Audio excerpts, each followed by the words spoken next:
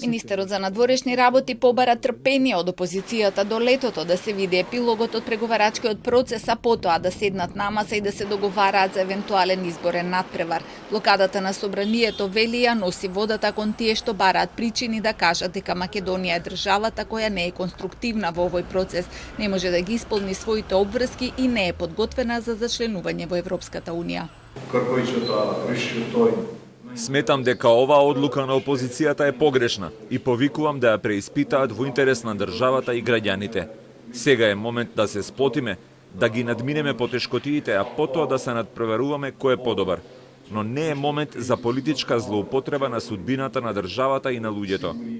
За Мицкоски оваа изјава е несериозна, не одстапува од намерата активно да го блокира собранието доколку премиерот до 10 мај не седне на маса за да разговараат за предвремени избори.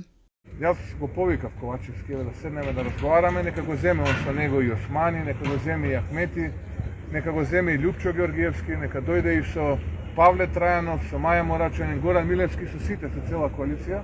Еве, јас ќе бидам со моите соработници да разговараме за дата за предвремени избори, а до тогаш му нудам 4 тима да му помогнат колку толку да ги ублажиме ефектите од оваа кризна состојба во која што се најде нашата земја, односно се најде Македонија.